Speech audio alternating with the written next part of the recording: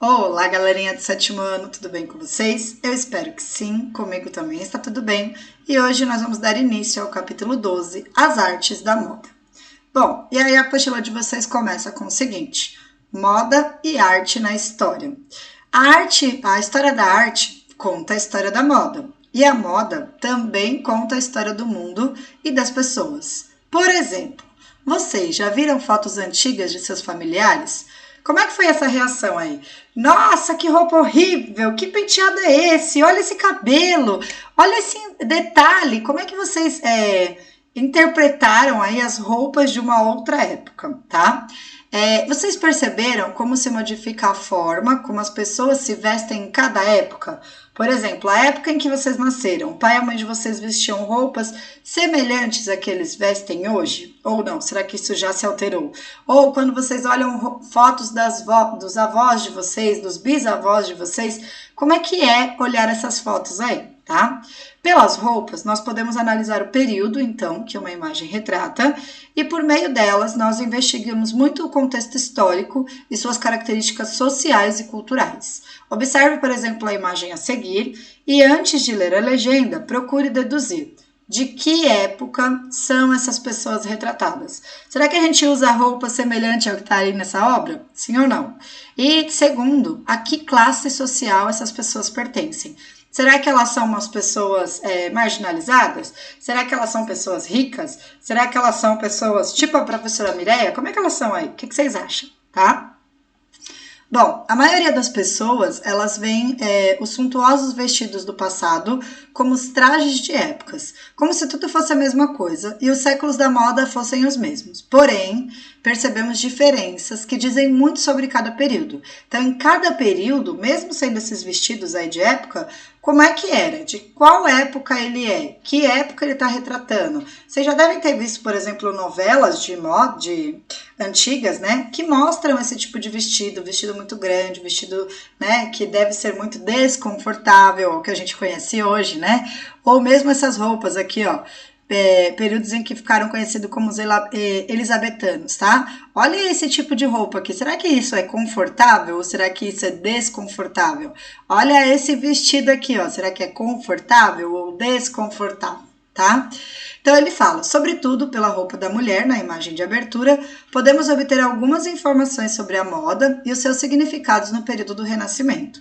Trata-se, então, de uma figura da nobreza, chamada Eleonora de Toledo, esposa de Cosme I de Médici, cuja família, além de ser uma das mais importantes da região de Florença, na Itália, o berço do Renascimento, no período, ela ficou conhecida como como grande mecenas, patrocinadoras aí da arte.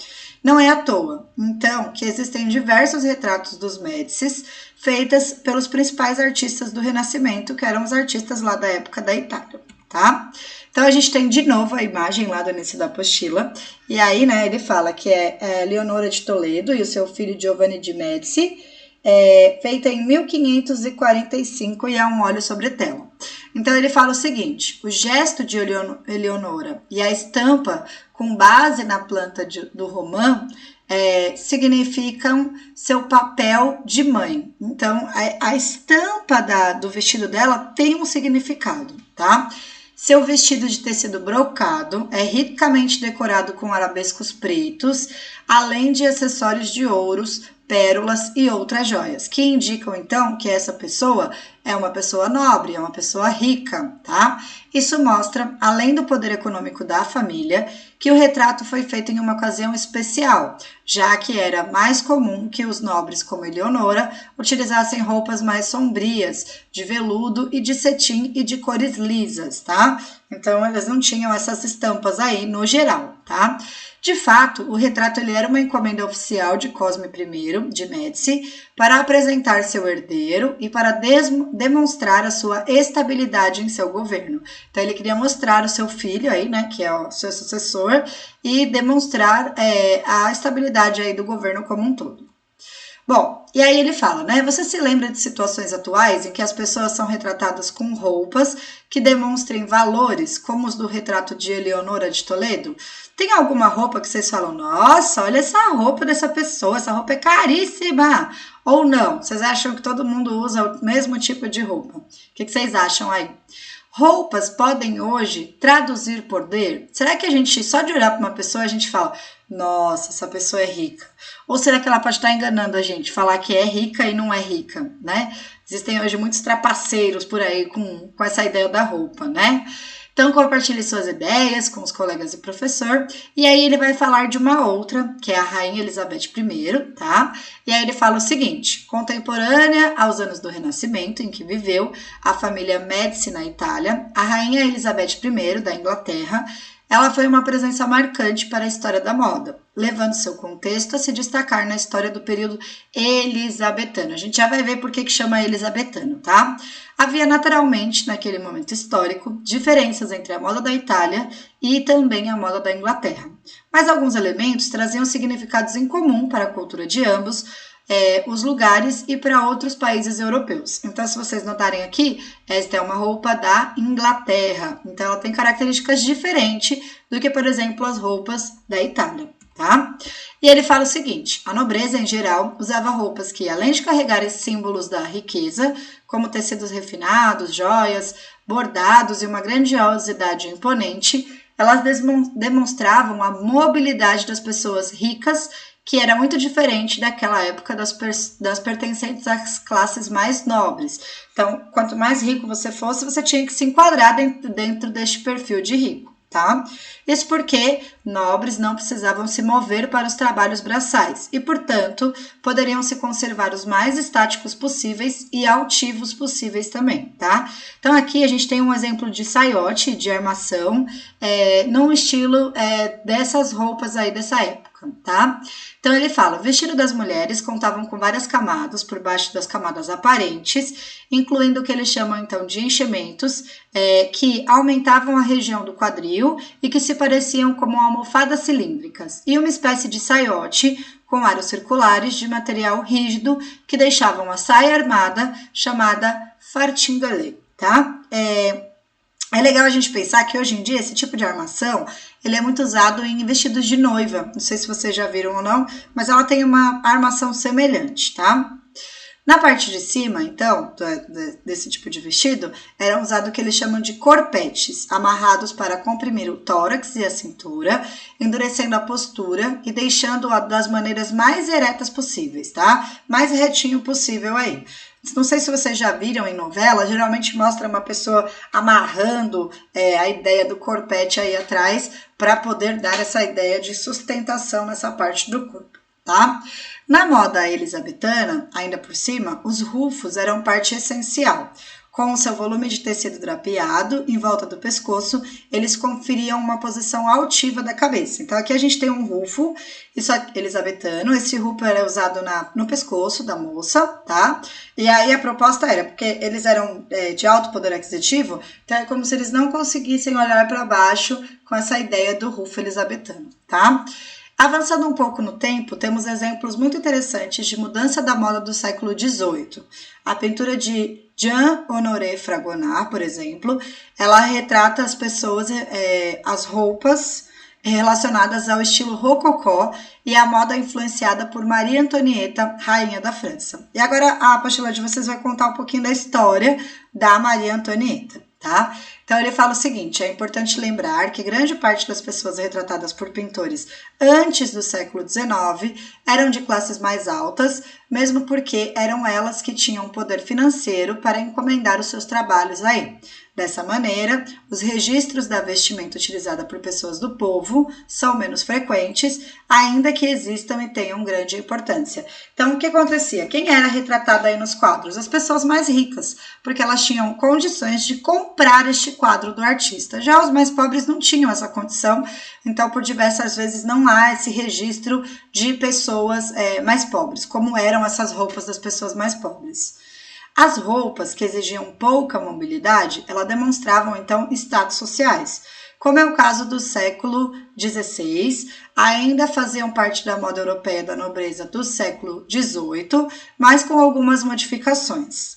Seu mais notável exemplo é Maria Antonieta, que ilustra variados estilos, já que tinha a moda como forma de identificação e autoafirmação em um reinado que demorou a aceitá-la. E por que o reinado demorou a aceitá-la, né? Austríaca, ela foi enviada aos 14 anos para um casamento arranjado com o futuro rei da França. Esperava-se, então, que logo ela engravidasse, porque era comum, né? Antigamente as pessoas tinham que casar e engravidar. E aí, o que aconteceu? Ela demorou para engravidar. Esperava-se que ela logo engravidasse de um herdeiro do trono, porém isso demorou mais de 7 anos para acontecer, gerando grandes cobranças por parte da corte francesa. Então, por que ela não tem o herdeiro? Por que ela não fica grávida, né? Isso era muito questionado antes, né? Ela usava a moda como um instrumento político, como forma de aumentar ou sustentar a sua autoridade em momentos em que ela parecia estar sob risco, como nos 7 anos em que se passaram antes que ela tivesse um filho, tá? Como podemos ver na imagem, né, as roupas de Maria Antonieta, elas contavam então com grande quantidade de tecidos, de fitas e de rendas, e a armação de sua saia era maior do que as fratiglales do século XVI e XVII. Olhem essa saia! Gente, é muito armado. Tem muita armação por baixo dessa saia, tá? Era, na verdade, um painel colocado aí, uma armação colocada por debaixo da saia e feita também com aros de material rígido para o aumento do quadril nas laterais, de maneira a destacar a silhueta fina do corpete. Então, em cima é um corpete, tá bem apertadinho para parecer a silhueta fininha, e embaixo é essa saia extremamente armada, tá?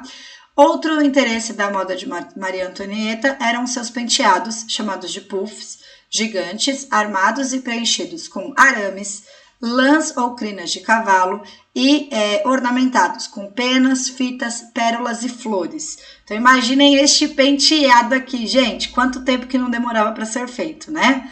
E imaginem também como é que seria, né, ela caminhar para poder equilibrar esses penteados aí. Ela ficaria lá o tempo inteiro tentando equilibrar essa cabeça. Bom, em contrapartida, né, não haviam limites à ousadia da rainha ao usar trajes de montaria e também de caças e trajes que pareciam aos dos campesinos, tá? Que eram os camponeses aí.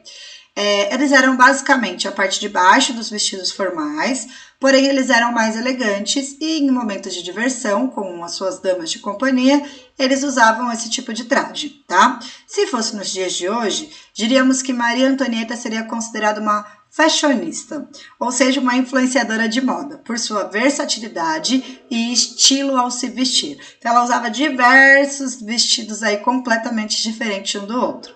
Na época, no entanto, isso fez parte de algo que pouco a pouco foi criticado pela opinião pública, levando a rainha à guilhotina durante a Revolução Francesa. Ganharam famas, então, seus grandes gastos para sustentar as suas extravagâncias, enquanto o povo francês padecia de necessidades.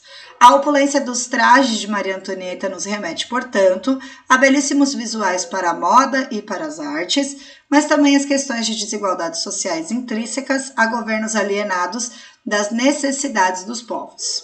Outro detalhe a respeito de Maria Antonieta é que a sua principal pintora, né, era uma retratista mulher chamada Elisabeth Louise Vigée-Lebrun. E em 1783, a rainha então pediu que ela, a Lebrun, né, a retratasse usando apenas um confortável vestido de algodão, que ficou conhecido como chemise à la reine, considerado uma roupa íntima para a época. E aí, lógico que ela foi muito criticada por isso, né? A pintura se tornou um escândalo e ela foi retirada de uma exposição, sendo então substituída por outra, com que a rainha usava um vestido adequado e ao que se esperava uma figura real, tá? Mesmo assim, a chemise à la reine foi se tornando então moda em várias partes da Europa e a partir do ano seguinte, durante um bom tempo aí, a frivolidade dos nobres da época não era uma exclusividade das imagens da Maria Antonieta e o Jean Honoré Fragonard pintou então uma série de retratos da vida tranquila, vivida pelos mais nobres, né? Isso. Vividas pelos mais nobres, mais jovens entre jardins privados do palácio. Então, para a época, né? Primeiro ela fez esse vestido aí, que era como se fosse uma roupa de baixo da época, né? E depois a gente tem uma outra obra aí do Fragonard, remetendo ela no dia a dia, como é que eram esses jardins, como é que eram os jovens e assim por diante, tá? E aí ele fala, na imagem a seguir, vemos um vestido que remete às roupas campesinas, que são roupas mais simples, tá? Porém com cores vibrantes e tecidos mais nobres. E, além disso, ó, se vocês olharem aqui embaixo, ó, nas perninhas dela, né, ele fala, ó, ela mostra uma chemise, que é de novo essa roupa de baixo, né, por debaixo do vestido externo, e notam-se que também jovens brincando em clima de conquista e flerte, né, até como se ela estivesse flertando aqui com esse jovenzinho aí, representado então pela figura do bebê, que faz lembrar o Cupido, e aqui faz lembrar o Cupidinho aí, como se ele estivesse fazendo esses dois se enamorarem aí, tá? Bom, o capítulo ainda não terminou, nós terminaremos na semana que vem, tá? Porém, nós temos algumas atividades aí para essa semana, que são as questões da página 418, exercício 1, página 419, exercício 3, e o para conferir, página 421, exercício 1, 2 e 3. Um beijo no coração de vocês, com nova figurinha essa semana. Beijo, beijo e até o nosso próximo vídeo.